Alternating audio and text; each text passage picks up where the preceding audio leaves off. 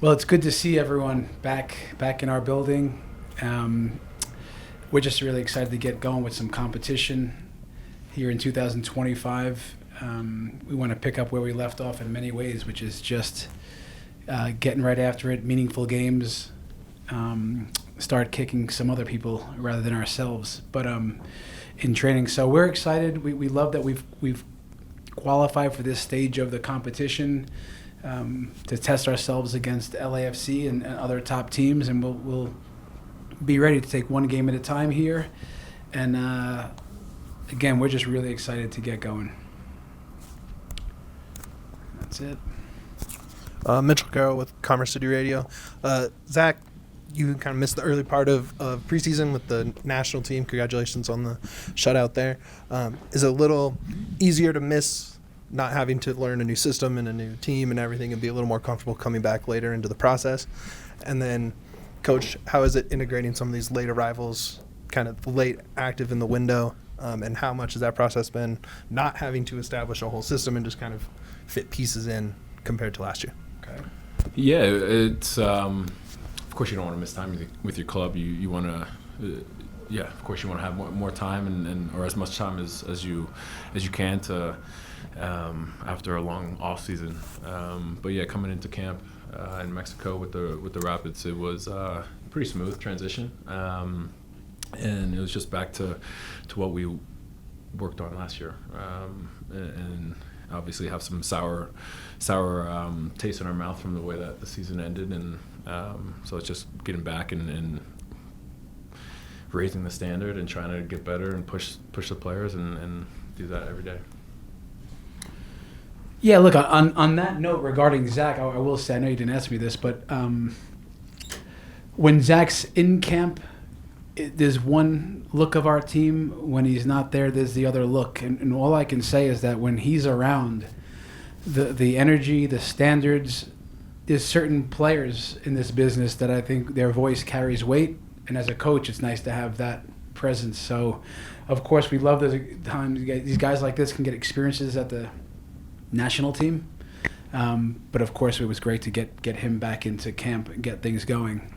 In terms of some of the new additions and what that was like and how that is, Ian Murphy and Chidozie, and it's a center back pairing along with Maxu and Mikey, and we have a nice core there, but they've been recruited in terms of their skill set and behaviors in the DNA. So it was really just about getting those guys going with our style of play, our demands, and they both are really open to it. And I think they had good preseasons. Obviously, we've added Josh Atencio. We're going to get him going. But again, he's an aggressive, ball-winning, box-to-box midfielder that we already know is a good fit. So the transition period is going to be shorter, but the main thing for us, again, that helps us get going is that we're not starting from scratch, as you say, that we're picking up where we left off, adding to the foundation, tweaking some things that we need to get better, and that it's always about principles, which are little guidelines for players, but that those don't change, whether it's training, whether it's games, our principles and those demands do not change.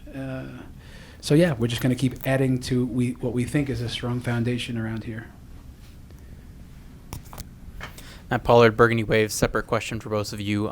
Zach, what do you see in LAFC? They've had a lot of turnover, but Danny Bouanga is still there, Carlos Vela is still there, and maybe they present some surprises or something different for you guys tomorrow. And then Chris, what have you seen from Calvin Harris coming off of his best year in MLS last year and then trying to hit the ground running for 2025? Yeah, we know LAFC pretty well, and we know that they like to counter. We know that they've got great players who can hurt us, but it's all about our game plan and focus on us, and just sticking to our game plan and doing the things that we need to do to keep them at bay and put the game in our hands. Look, regarding Calvin Harris, I think it's important to know when you talk about Calvin, what makes him good and what makes him tick. He's the price the premium at what he puts on scoring goals and attacking is at a high level. This is one of his strengths, along with his profile to run top speeds, to run deep.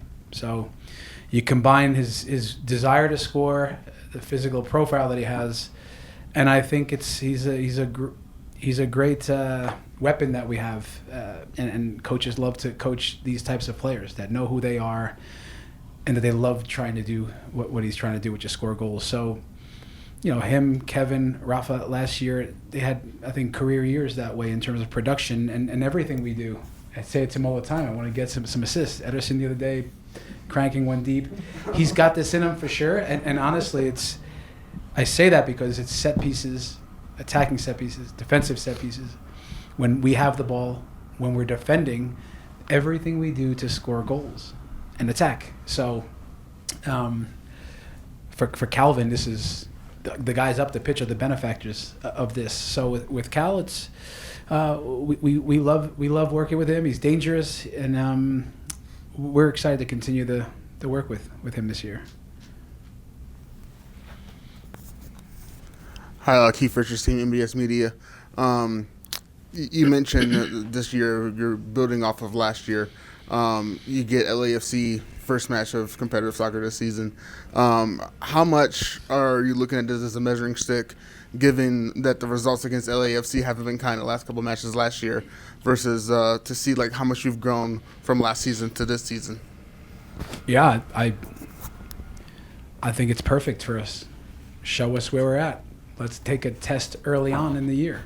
Sometimes you have to wait and earn a spot in the playoffs. It's got a lot of work to do to get to the meaningful games against the best teams. So this is not the playoffs, right? It's a big competition early on in the year. So yes, you get a meaningful game against a really good team straight away. So we can test ourselves, test our progress, test our game plans, test all of us against a top team. Okay, we're a little bit different this year. Personnel, so will they be. But regardless, they're, as Zach said, dangerous in transition. When you think about who they are and strengths, they're very vertical. They can counter-press, and they defend well. So they're dangerous in almost all phases. And on top of that, they have, in my opinion, top talent, which that in itself is something tricky. So listen, this is why we do this. We want to play in the best games against the best opponents in things that matter. So let's go. We have a question in the chat here from Eduardo Batiste. It says, for Coach, it's still preseason for MLS, but this game has a lot of weight to it. Can you explain what this tournament means to the players in the club and how you're preparing for LAFC, who has added a lot of new players in the offseason? Well, listen, in 2024, from 23 to 24, we thought we needed to make changes, and the club did. And this year is about tweaking the roster as opposed to adding a lot, subtracting a lot.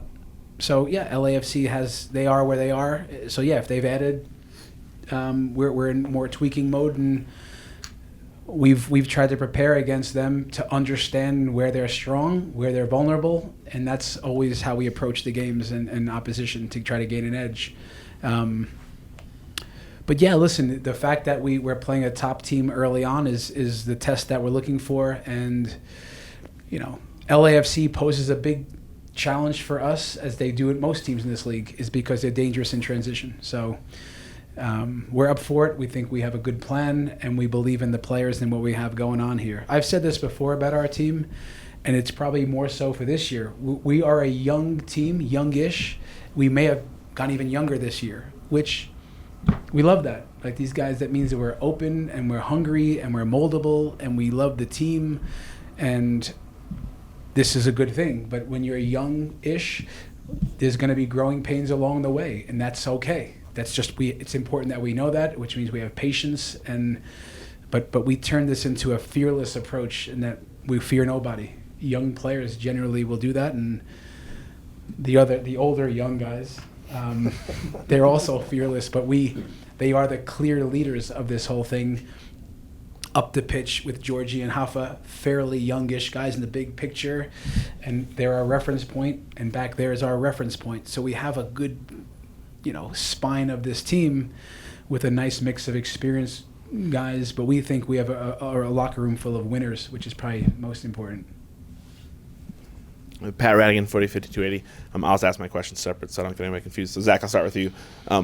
Last year, obviously, you guys built chemistry, zeroing on with distribution, some different things. But to add a midfielder like Josh, who at all levels has been that guy who's getting the ball from the keeper, who looks to bring the ball forward, who looks for those opportunities, just what's that mean for you to have somebody who's looking for those same kind of opportunities that you can kind of connect with in that way? Yeah, it's great. I think it'll be a great addition to the team. He seems like a great guy, great character. It's been the first day, so I don't know him so well, but yeah, I'm excited, man. Any guy that we can get and that wants to play, and if I can give him the ball and I can trust him, and our players can trust him, and he can trust himself, and he can make some plays. I mean, that makes my job easier. And that's exactly what we want here at this club, is players who want to play, and players who are driven to grow and to win games and to push the standards here at the club. And Coach, we got inside reports from your boss this morning that you were kind of excited to be out there taking your jacket off, playing in the snow, playing the ball. Just as somebody who also played a lot of soccer with snow around, it always seems like the team that kind of embraces colder conditions, that embraces just kind of the environment, has a kind of an edge in these type of games. So how important has that been to get that message across the team that, hey, this is what it's going to be. It's a game in February on this field, and do you think that kind of gives you an edge if you guys can really embrace that and play through that? Yeah, look, there's no doubt. In our building, it's an edge.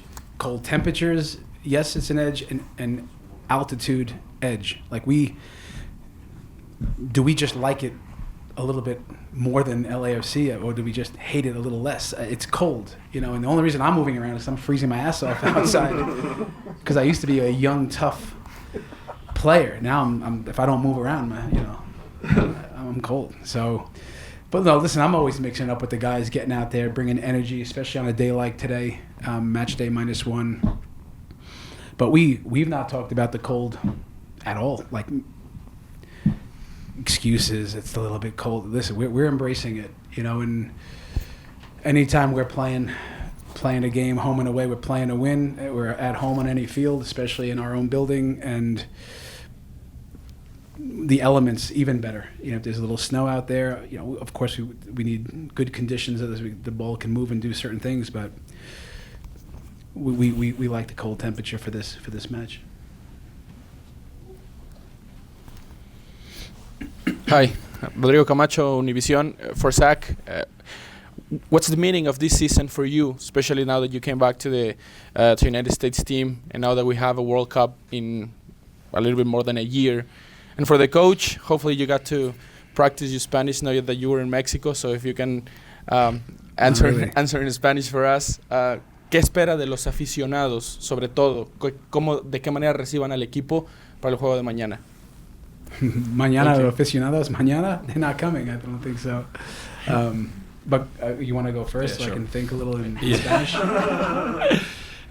Yeah, for me personally, it's a big year. With the World Cup coming up, back into the national team mix. Had a decent season last year, had some hiccups as well. That's part of it. So this year for me, it's going to be a big year. But I'm excited for it, man. I'm excited to help lead this group and make waves again, just like we did last year, but to also build off of what we did last year and to mature and just to continue to grow and individually and then collectively. Listen, siempre sobre los aficionados. Todo cosas que hacemos aquí es siempre sobre aficionados, estilo de juego, que tienen estilo de ataque y intensidad. Juntos corremos duro, trabajando siempre para los aficionados. So, este año queremos más aficionados y americanos y mexicanos, de toda la comunidad. So, pero más importante es el estilo de juego. Es muy emocionado, exciting estilo de juego, siempre para goles y ataque.